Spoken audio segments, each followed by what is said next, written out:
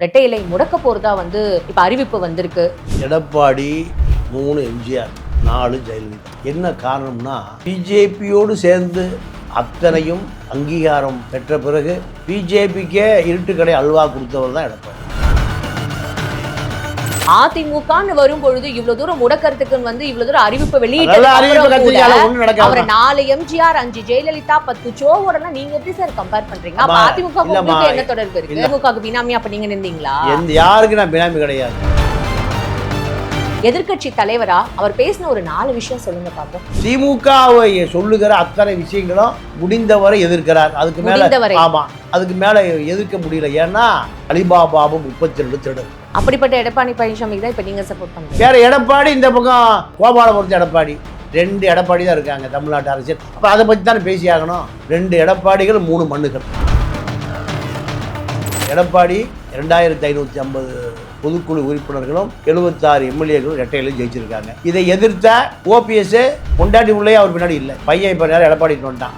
அதிமுக விட்டு யார் விலகினாலும் அவர்கள் மனைவி கூட பின்னாடி வராது. என்ன காரணம் கேட்டீங்கன்னா அதிகார மையம், இரட்டை இலை அதிகார மையம். மோடி உண்மையாவே இரட்டை இலையை முடக்கிட்டாருன்னா அண்ணன் போஸ்ட் எடப்பாடி.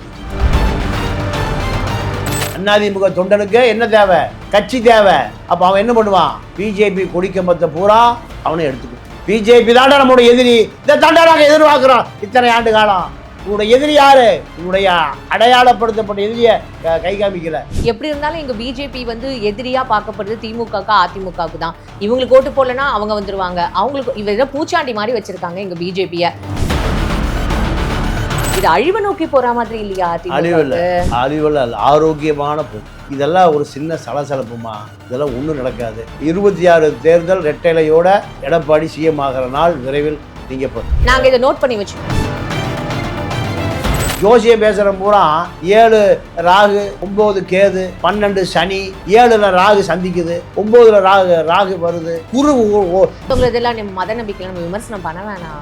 இல்லம்மா, நானும் இந்து தாம்மா. நான் ஜப்பான்காரன்.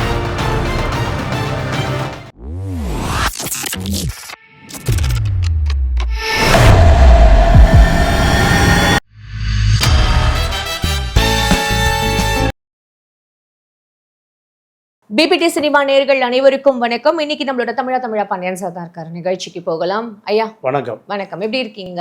இரட்டை இலைக்காக எத்தனை கட்சி, அதாவது அந்த உள்கட்சியிலே எத்தனை பேர் தனக்கு தான் இரட்டை இலைன்னு பேசியிருந்தாங்க. கோர்ட் வரைக்கும் போச்சு. இப்ப என்னமோ இரட்டை இலை முடக்க போறதா இப்ப அறிவிப்பு வந்திருக்கு. ஸோ எடப்பாடி பழனிசாமி பத்தி இப்ப நீங்க இவ்வளவு நேரம் பேசியிருந்தீங்க. 2026 சட்டமன்ற தேர்தலில் அவர் தான் வின் பண்ணுவாருன்னு. இப்போ முடக்கிறது போற இந்த தருணம் எப்படி சார் இருக்க போகுது? என்ன மாதிரியான இவங்க யூஸ் பண்ணுவாங்க இப்ப ஸ்ட்ராட்டஜி? எடப்பாடி 3 எம்ஜிஆர் 4 ஜெயலலிதா. அம்மா என்ன காரணம்னா பிஜேபியோடு சேர்ந்து அத்தனையும் அங்கீகாரம் பெற்ற பிறகு பிஜேபிக்கே இருட்டுக்கடை அல்வா கொடுத்தவர் தான் எடப்பாடி.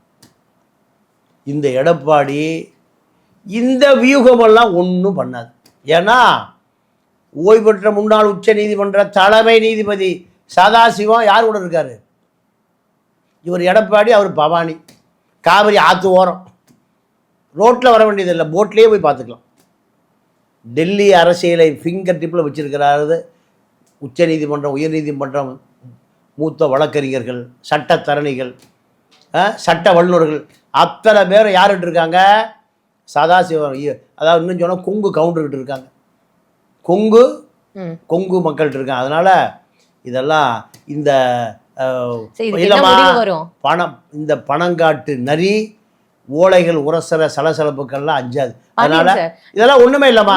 76 எம்எல்ஏ இருக்காங்க, ஜெயிச்சிருக்காங்க அதிமுக. எவ்வளவு? 76 எம்எல்ஏக்கள் இருக்காங்க.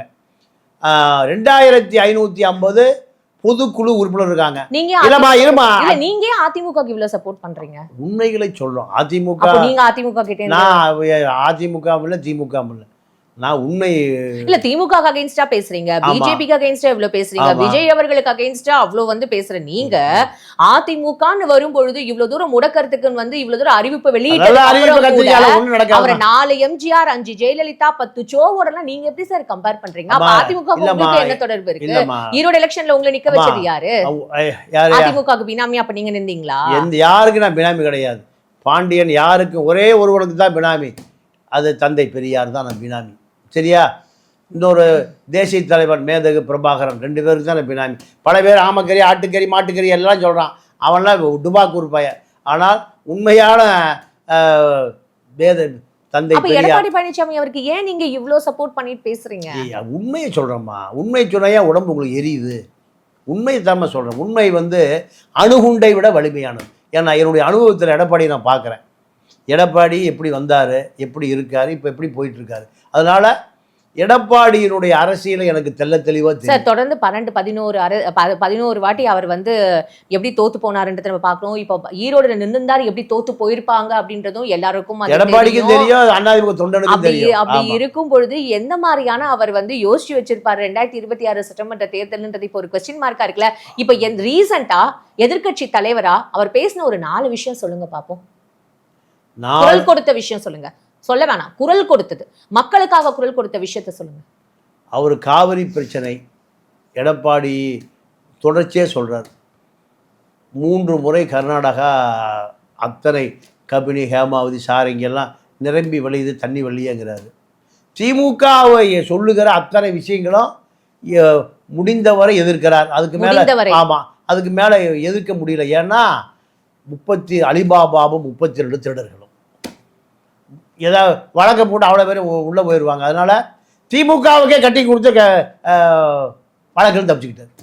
யாருக்கு? அப்படிப்பட்ட எடப்பாடி பழனிசாமிக்கு தான் இப்போ நீங்கள் சப்போர்ட் பண்ணுறீங்க. வேறு எடப்பாடி, இந்த பக்கம் கோபாலபுரத்து எடப்பாடி, 2 எடப்பாடி தான் இருக்காங்க தமிழ்நாட்டு அரசியல். அப்போ அதை பற்றி தானே பேசி ஆகணும்.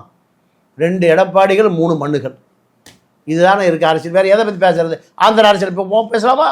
ஐரோப்பா அரசியல் பேசலாமா? யாராவது பார்ப்பானா இதை? அப்போது சுற்றி குண்டு செடிக்கெல்லாம் குதிரை ஓட்ட வேண்டியதாக இருக்குது.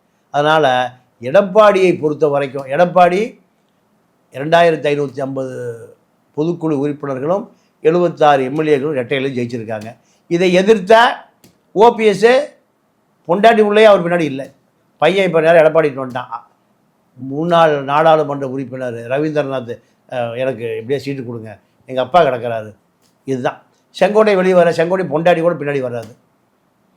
அதிமுக விட்டு யார் விலகினாலும் அவர்கள் மனைவி கூட பின்னாடி வராது. என்ன காரணம் கேட்டிங்கன்னா, அதிகார மையம், ரெட்டை இலை அதிகார மையம். மோடி உண்மையாகவே ரெட்டை இலையை முடக்கிட்டாருன்னா அண்ணன் போஸ்ட் எடப்பாடி ஜெயிச்சிடுவார். ஆமாம். எப்படின்னா அதிமுக தொண்டன் பூரா அவனுக்கு கட்சி தேவை. அதிமுக தொண்டனுக்கு என்ன தேவை? கட்சி தேவை. அப்போ அவன் என்ன பண்ணுவான்? பிஜேபி கொடிக்கம்பத்தை பூரா அவனை எடுத்துக்குவான். பிஜேபி தாண்டா நம்மளுடைய எதிரி, இதை தாண்டா நாங்கள் எதிர்பார்க்குறோம் இத்தனை ஆண்டு காலம். உன்னுடைய எதிரி யாரு? உன்னுடைய அடையாளப்படுத்தப்பட்ட எதிரியை கை காமிக்கல. எப்படி இருந்தாலும் எங்க பிஜேபி எதிரியா பார்க்கப்படுறது திமுகவுக்கு அதிமுகவுக்கு தான். இவங்களுக்கு ஓட்டு போடலன்னா அவங்க வந்துருவாங்க. அவங்களுக்கு இவ பூச்சாண்டி மாதிரி வச்சிருக்காங்க எங்க பிஜேபியை. எப்படி உள்ள வந்துரும் பாத்தியா அப்படின்னுட்டுன்னு. இப்படி இருக்கும்போது இந்த மாதிரியான ஒரு நிலைமையில இப்போ முடக்கிட்டாங்க அப்படின்ற மாதிரியான ஒரு டாபிக் வந்தது அப்படின்னா இது அழிவு நோக்கி போற மாதிரி இல்லையா? அழிவுல ஆரோக்கியமான போக்கு. ஆரோக்கியமான போக்கு. ஆமா ஆமா. நீங்க பல ஆட்சிகள் கவிழ்க்கப்பட்டிருக்கு, இரவோடு இரவாக கவிழ்க்கப்பட்டிருக்கு. நீங்கள் சின்ன முடக்கிறது தான் சொல்கிறீங்க. பெரும்பான்மையாக இருந்த பல ஆட்சிகள் கவிழ்க்கப்பட்டிருக்கு. கவிழ்க்கப்பட்ட பொழுது நீங்கள் 1977 எம்ஜிஆர் முதலமைச்சர் ஆகிறாரு, 80 ஆட்சி கவிழ்ப்பு போகிறாரு. நான் என்ன தவறு செய்தேன்? மக்கள் மறுபடியும் ஓட்டு போட்டான். 87 எம்ஜிஆர் சாக வரைக்கும் அதிமுக தான் தமிழ்நாட்டினுடைய அங்கீகரிக்கப்பட்ட கட்சி. கருணாநிதி எப்போ அவர் உடம்பு செல்லாம் படுத்திருக்காரு, வந்த உடனே நான் அவர்கிட்ட ஆட்சியை கொடுத்தேன், என்கிட்ட கொடுன்னு கருணாநிதிக்கு கெஞ்சியெல்லாம் கேட்டேன், எவ்வளோ கொடுக்கல. கட்டுமரமாக கடலில் தூக்கி போடுங்கள், நான் உங்களெல்லாம் கட்டுமரமாக ஏற்றிட்டு கரைக்கு வருவேன்னாரு. நீ கட்டுமரம் பண்ண போய கடலுக்கே போய் தள்ளி விட்டானுங்க. இதெல்லாம் நடந்த கூத்தெல்லாம் பார்த்து. அதனால் இதெல்லாம் ஒரு சின்ன சலசலப்புமா, இதெல்லாம் ஒன்றும் நடக்காது. 26 தேர்தல் ரெட்டைலையோட எடப்பாடி சிஎம் ஆகிற நாள் விரைவில் நீங்கள் இப்போ நாங்கள் இதை நோட் பண்ணி வச்சுப்போம். கண்டிப்பாக நோட் பண்ணி வைங்க. நோட் பண்ணி வச்சுட்டு இந்த நாள் வருகிற பொழுது நீங்கள் என்னை நினைத்து பார்க்க வேண்டும். நாங்கள் திருப்பியும் இதை போட்டு பாண்டியன் சாருக்கு நாங்கள் பாண்டியன் சார் சொன்னதுன்னு சொல்லிட்டு நாங்களுமே ரிப்பீட்ல போடுறோம். கண்டிப்பாக அந்த காலம் வரும்.